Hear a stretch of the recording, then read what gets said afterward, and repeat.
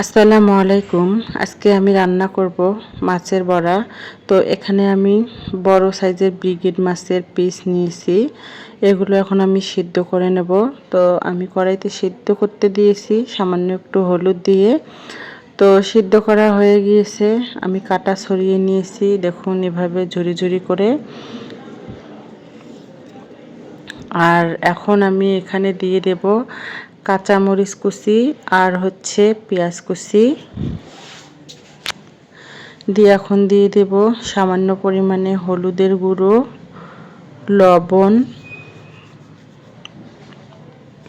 একটু গরম মশলার গুঁড়ো আর দিয়ে দেব 1 চামচ বেসন।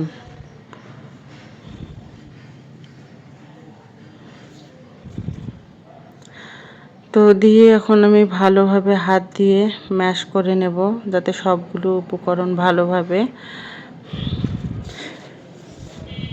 ম্যাশ হয়ে যায়। তো এই দেখুন আমি ভালোভাবে করে নিচ্ছি। আর এখানে কিন্তু বেসনের বদলে আলুও দেওয়া যায়, তো আমি আলু না দিয়ে বেসনটাই দিয়ে দিয়েছি। তো এই দেখুন এখন আমি গোল গোল শেপ করে নিয়ে নিচ্ছি। আর যেহেতু আমি বড়া তৈরি করব সেহেতু আমি গোল গোল শেপ করে নিলাম। আর যখন কাবাব তৈরি করা হয় তখন একটু মাঝখান থেকে চেপে দিলে ভালো হয়। তো আমি এভাবে সবগুলো গোল গোল শেপ করে তৈরি করে নেব। তো এই দেখুন তৈরি করে নেওয়া হয়ে গিয়েছে। তো আমি এখন এগুলো তেলে ভেজে নেব, সেজন্য একটা কড়াই বসিয়ে দিয়েছি। আর কড়াইয়ে দিয়ে দিলাম পরিমাণ মতো তেল। তেল গরম হয়ে গিয়েছে, এখন আমি এক এক করে সবগুলো বড়া তেলের মধ্যে দিয়ে দেব লাল লাল করে ভেজে নেওয়ার জন্য। তো আমি রাত 2টার সময় ভয়েস দিচ্ছি। তো মেন রোডের সাথে আমাদের বাসা, এই জন্য সবসময় এরকম শব্দ হয়, যতই চেষ্টা করি তাও হয় না, শব্দ এসেই যায়। তো দেখুন সবগুলো দেওয়া হয়ে গিয়েছে, এখন আমি এক পিঠ করে উল্টে দেব। এভাবে আমি সবগুলো আর এক পাশ করে উল্টে নিচ্ছি। আর এই যে উপর দিয়ে যে পেঁয়াজগুলো ভেসে উঠেছে এগুলো সাইড দিয়ে বাইর হয়ে গিয়েছিল, এর জন্য এগুলো ভাজার সময় বাইর হয়েছে, এতে কোনো সমস্যা হবে না।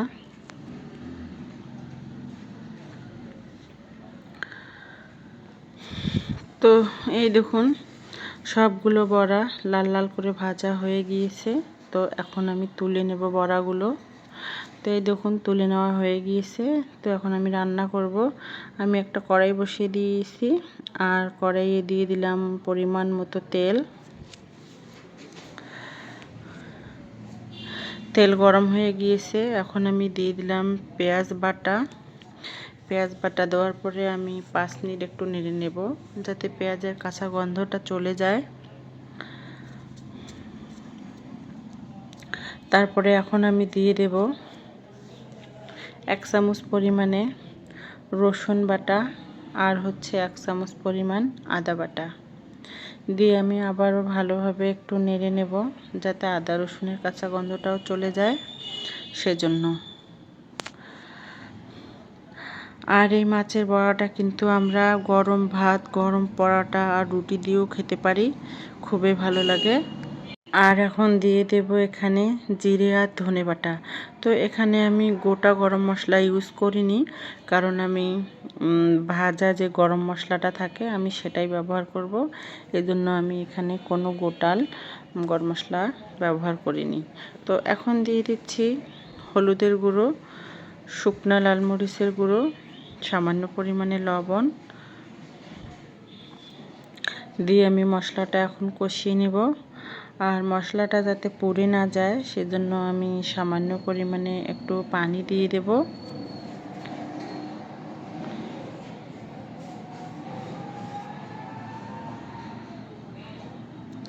তো পানি দেওয়ার পর আমি মশলাটা আবারও ভালোভাবে কষিয়ে নিচ্ছি। তো এই দেখুন মশলাটা যত ভালোভাবে কষানো হবে রান্নাটাও কিন্তু ভালো হবে। তো মশলাটা ভালোভাবে কষানো হয়ে গিয়েছে, আমি দিয়ে দিলাম পরিমাণ মতো পানি। পরিমাণ মতো পানি দেওয়ার পর যখন তরকারিতে বলক চলে আসবে তখন আমি ভেজে রাখা বড়াগুলো এক এক করে সবগুলোই দিয়ে দেব।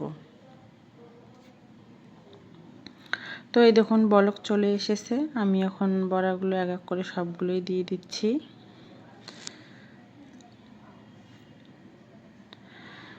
দেওয়ার পরে আমি একটু 5 মিনিটের জন্য ঢেকে রাখবো। 5 মিনিট পর আমি ঢাকনাটা তুলে নিয়েছি।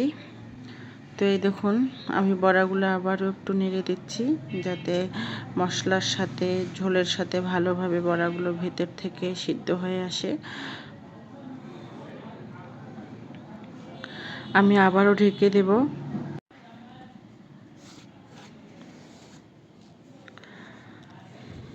তো এখন আমি উপর দিয়ে দিলাম ভাজা গরম মশলার গুঁড়ো। ভাজা গরম মশলার গুঁড়ো দেওয়ার পর আমি আবারও একটু 5 মিনিট ঢেকে রাখবো।